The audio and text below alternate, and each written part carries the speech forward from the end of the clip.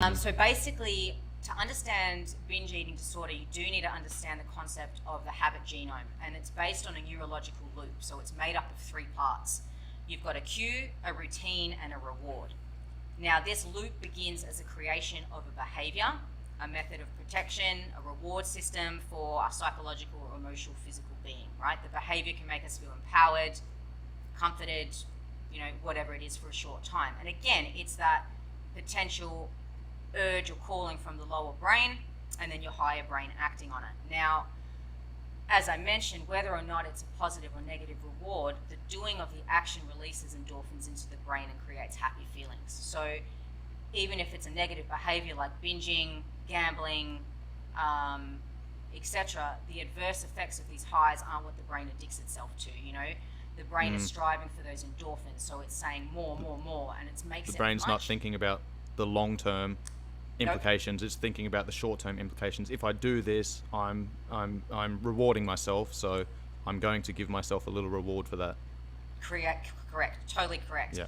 And what this does, and this then leads into the next thing, which is the language, you basically create a neurological pathway, okay? So you're creating something from A to B, right? So say, for example, you've broken up with your partner, you feel like shit, you have a day where you sit at home and you eat a tub of ice cream.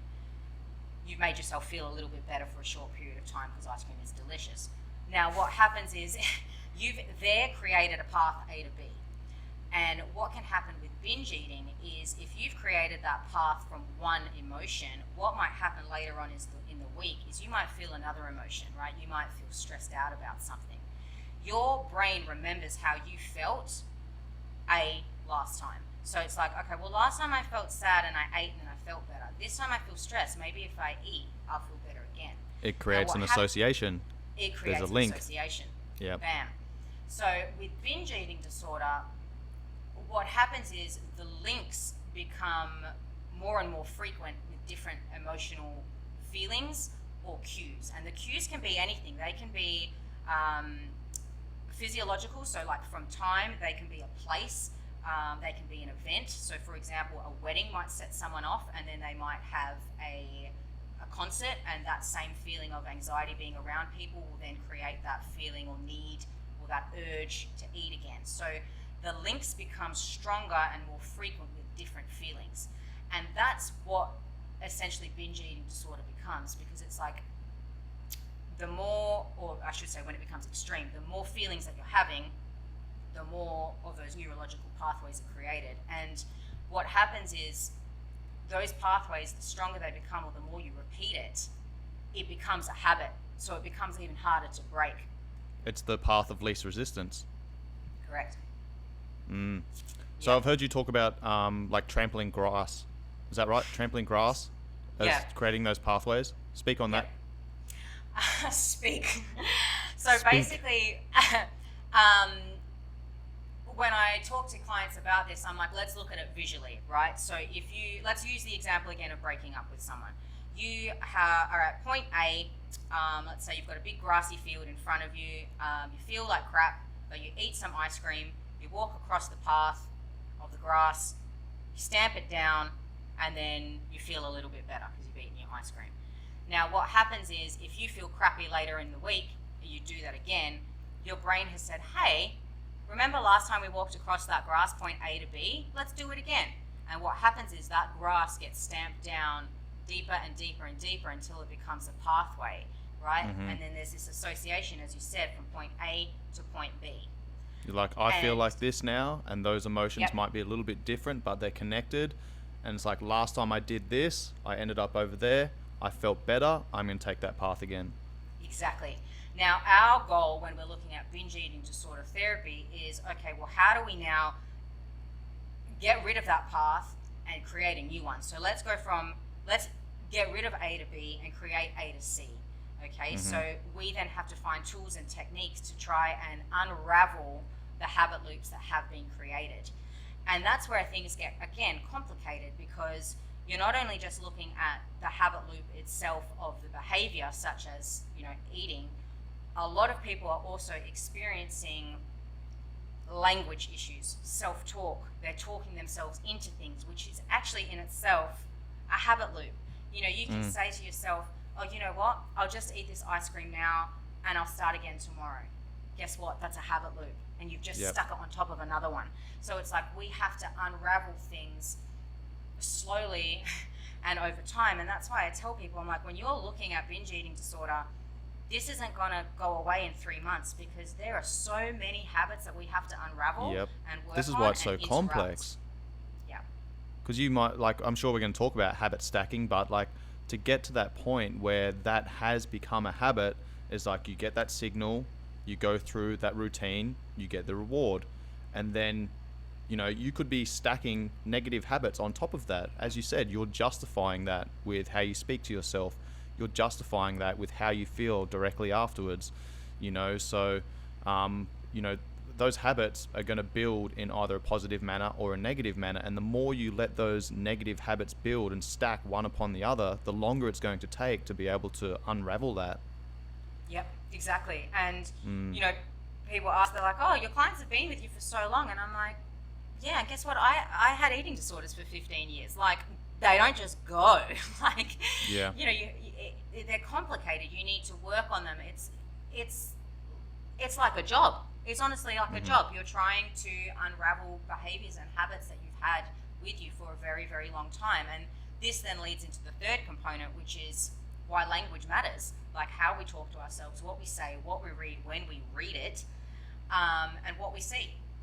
So, you know, most of our beliefs are formed by words. You know, our beliefs can be changed by words as well. So an effective selection of words used in our daily lives can either heighten or empower our emotional responses, reactions, and behaviors, or, on the other hand, poor word selection can have the same impact on our responses and behaviors, but negatively. So the power of the words that we use out loud to ourselves, how we communicate with our friends, and what we read all affect our life experiences and how we behave. So we can instantly change our feelings and reactions by changing the words that we use associated with a particular emotional experience, with how we interact with people, with what we say in our vocabulary around certain things. And for example, with Macros Muscles Mindset, one of the biggest things that we look at is the language that we use around food, and how we label food. You know, this is a big one. Like, if you label foods good and bad, you may find that you either crave or lack self-control around these, you know, inverted commas, bad foods. And with this, then comes the behaviors of thinking like, okay, I'll give in today, or I've deserved this, or I'll start on Monday. And then it creates that action of overeating, binging, feeling guilty, trying to, again, inverted commas, clean eat. You know, how if you use your words to break your own habitual emotional patterns, then your actions will change. So with us at Macros Muscles Mindset, one of the biggest things we do is say, hey, we look at food as wholesome and less wholesome, or nutrient dense and less nutrient dense. We don't use good or bad, because that basically is giving a black and white label to food, and that's the last thing that we want. We don't want to create restriction, we want to create balance. So it's changing those old habits and the current vocabulary to basically challenge your mind and make you start to think about food in a different way.